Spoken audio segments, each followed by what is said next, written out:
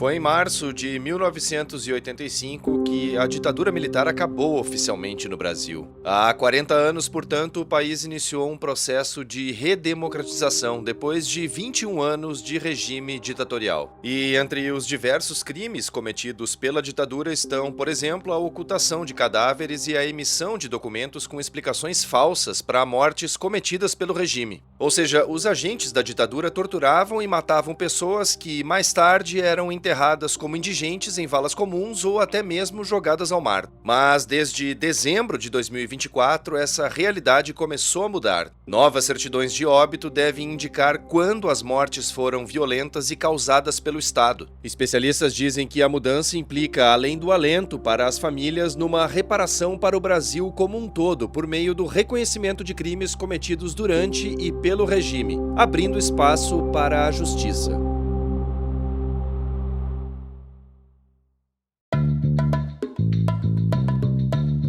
E está no ar o DW Revista, uma produção da redação brasileira da DW e publicado todas as sextas-feiras, no YouTube e em plataformas de áudio como Spotify, Apple e Google Podcasts. Eu sou o Guilherme Becker, diretamente de Bonn, na Alemanha, e nesta edição eu converso com minha colega de DW, a repórter Simone Machado. A Simone produziu e escreveu uma reportagem sobre essa reparação histórica que o Brasil busca realizar. A reportagem pode ser acessada no site da DW Brasil. Essa correção na certidão de óbito dessas vítimas da ditadura, ela é uma resposta que as famílias das vítimas ali aguardavam há muito tempo e vem justamente para confirmar que o Estado brasileiro foi de fato o responsável por muitas mortes no país naquele período e acabar com qualquer dúvida ainda que pudesse restar do quão violento foi aquela fase, da ditadura no país.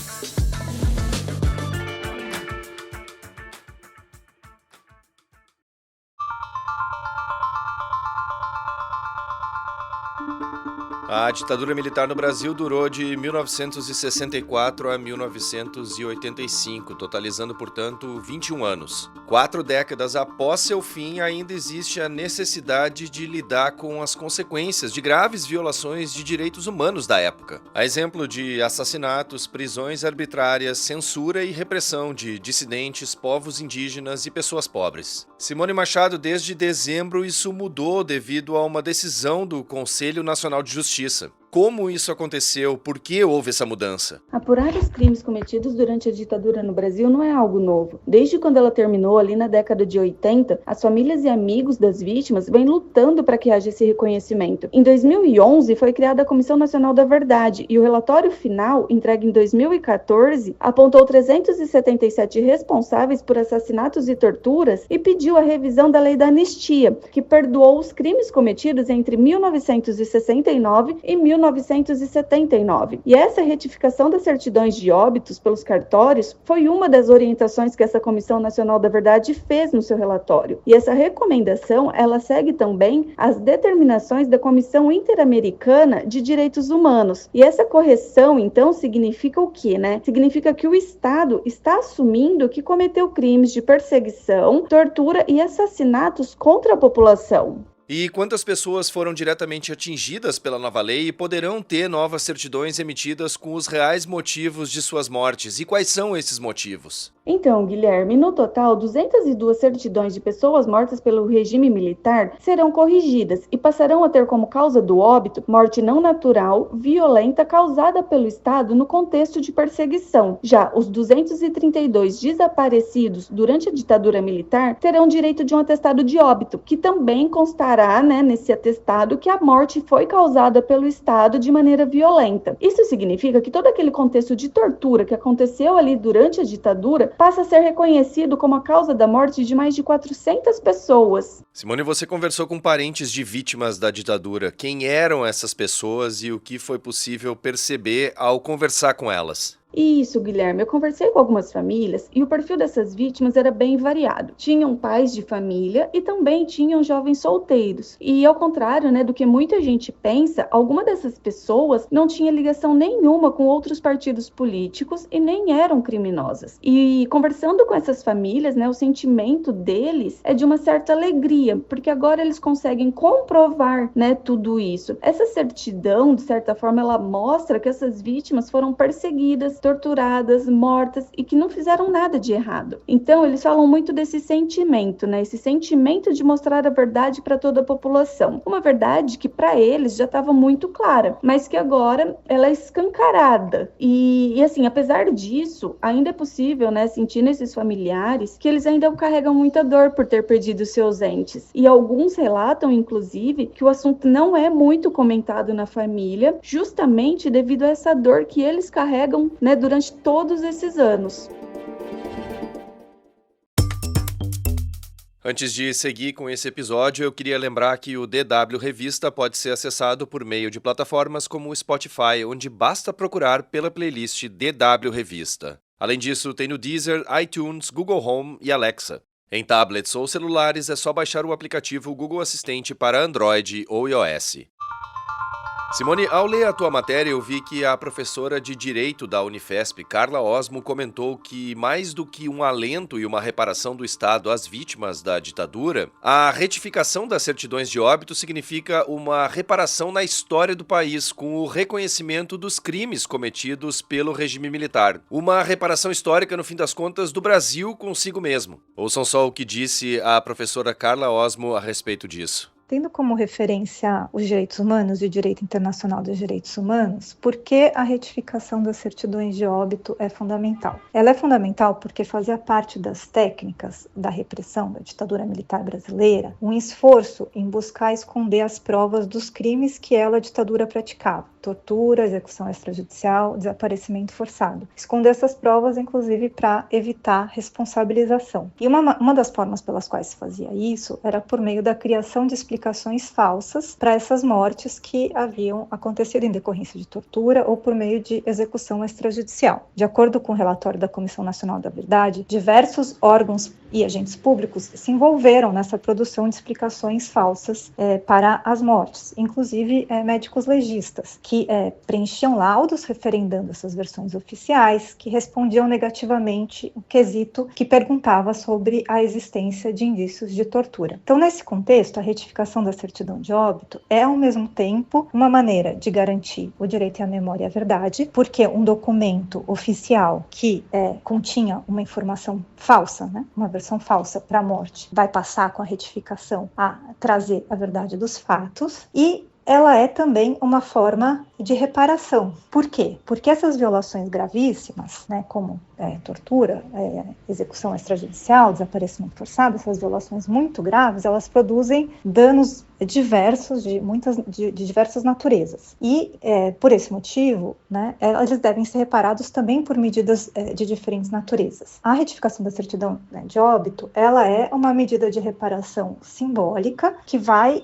buscar fazer frente aos danos provocados por essa violência, tanto a violência da morte quanto a violência que é o Estado produzir uma mentira a respeito da morte. Simone, aproveitando esse ensejo, então eu queria te perguntar quem foram os grupos mais impactados pelo regime militar naquela época no Brasil. A ditadura militar brasileira, ela perseguiu vários grupos sociais, incluindo artistas, jornalistas, religiosos e opositores políticos. Além disso, militares que se opunham ao governo também eram perseguidos e muitas vezes tinham seus filhos também presos. E segundo o relatório da Comissão Nacional da Verdade, mais de 8.000 mortes decorrentes do governo militar foram registradas entre os povos indígenas. E nesse caso, elas aconteceram devido à invasão de terras para ampliação de fronteira e exploração mineral. Ao contrário de países vizinhos, como a Argentina, que puniu muitos agentes da ditadura, o Brasil não fez o mesmo. E é possível dizer que esse tema voltou com força total recentemente, ou esse é apenas um primeiro passo de um país que ainda tem muito a fazer nesse sentido, Simone? Com certeza, Guilherme.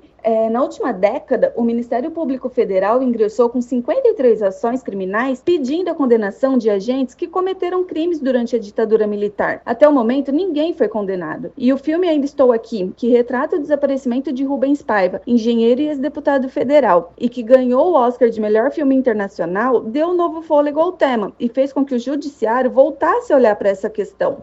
No mês passado, o Supremo Tribunal Federal decidiu que vai analisar novamente a validade da lei da anistia no caso dos 5 militares acusados pela morte do ex-deputado federal Rubens Paiva, que foi retratado no longa-metragem. A decisão, ela pode abrir caminho para outros processos da ditadura ditadura. Muita gente pode pensar que não vai dar em nada, né? Que não tem como se condenar uma pessoa tanto tempo depois, até porque muitos desses militares já estão mortos ou já estão bem idosos e não estão mais na ativa. Mas o que um dos especialistas explicou também é que, assim, caso o militar seja condenado mesmo tanto tempo depois, isso pode refletir de certa forma na família, porque esses militares, eles deixam pensões para as esposas, filhas. Então, havendo essa condenação, mesmo que tardia, essas pensões podem ser revistas, que de certa forma, né, é uma justiça que está sendo feita também.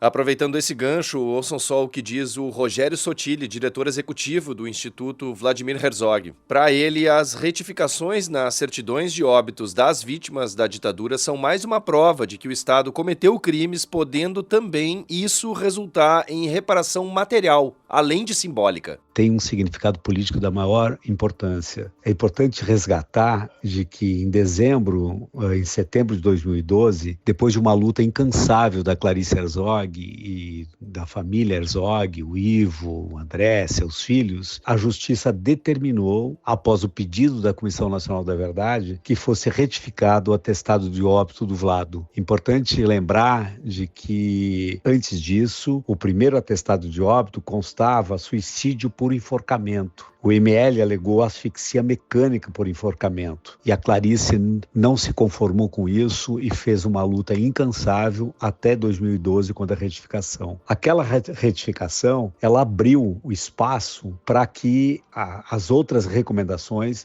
fossem conquistadas pelos familiares e pelos movimentos de luta por verdade e justiça. Então, o Estado brasileiro acabou assumindo, através do CNJ, em dezembro de 2024, com base na recomendação da Comissão da Verdade, também determinou a retificação do assento de óbito das pessoas mortas em decorrência das graves violações. É importante destacar que o reconhecimento oficial da verdade histórica e a restauração da dignidade humana faz parte desse processo de retificação. Ela corrige uma narrativa falsa imposta pelo Estado sobre a morte das pessoas, que geralmente era falseada com versões de suicídio, de acidentes e assim por diante. Então, além de uma reparação simbólica e material, ela também promove uma sensação de justiça e de validação, né, do sofrimento das famílias. Ela contribui para preservar a memória das vítimas, mas também sinalizar para as futuras gerações sobre o que realmente aconteceu, sobre as violações cometidas. Ela é um sinal de quebra do silêncio e deslegitimação da ditadura. O caso Herzog, como eu falei, ela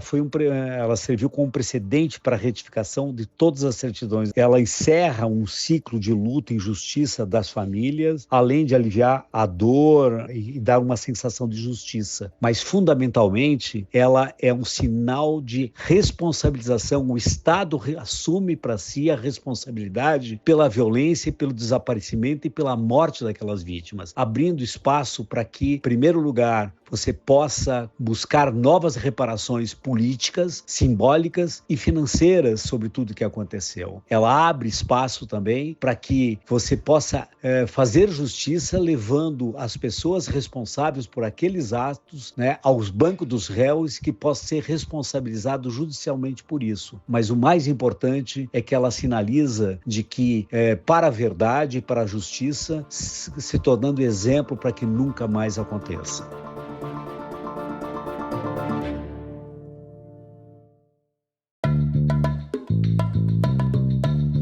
A edição desta semana do DW Revista, uma produção da DW em Bonn, na Alemanha, fica por aqui. Fica aqui também meu muito obrigado a Simone Machado pelas informações compartilhadas neste episódio. Mais conteúdos você encontra no nosso site dw.com/Brasil e também no canal da DW Brasil no YouTube. A produção, a apresentação e edição técnica são minhas, Guilherme Becker. A revisão final é do Fernando Caulite e a coordenação é da Luísa Frei. O DW Revista volta na sexta-feira que vem. Obrigado por acompanhar a gente e um bom final de semana.